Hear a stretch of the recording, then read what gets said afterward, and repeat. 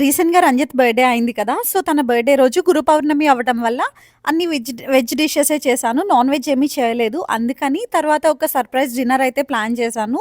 అన్ తనకి non veg ఇష్టం కదా! సో, అందుకని చెప్పి ఫ్రెష్ టు హోమ్ నుంచి అవన్నీ తెప్పించాను. అంతా బానే ఉంది కానీ నేనెప్పుడు నాన్ వెజ్ ముట్టుకోలేదు. అంటే వాష్ చేయలేదు. క్లీనింగ్ పార్ట్ అంతా రంజిత్‌దే. సో, ఫస్ట్ టైమ్ అవన్నీ నేను క్లీన్ చేసి అంతా చేశాననమాట. అండ్ నేను రెస్టారెంట్ స్టైల్‌లో సూప్, స్టార్టర్, మెయిన్ కోర్స్ అలా చేద్దాము అనుకున్నాను. అందుకని సూప్‌లాగా ఫస్ట్ మటన్ బోన్ సూప్ అంటే తనకి చాలా ఇష్టం అండ్ హెల్తీ కూడా కదా! అందుకని అది చేశాను. అండ్ నేను చేసే పెప్పర్ చికెన్ ఫ్రై తనకిష్టం.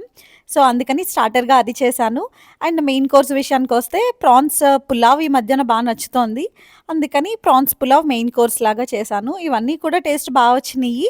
అండ్ వాటితో పాటు కొంచెం చిన్న క్యాండిల్ లైట్ డిన్నర్ లాగా అరేంజ్ చేశాను. అది కూడా తనకి నచ్చింది. ఎలా ఉందో నాతో కమెంట్ సెక్షన్‌లో చెప్పండి. అండ్ ఛానెల్‌ని సబ్స్క్రైబ్ చేయడం మాత్రం మర్చిపో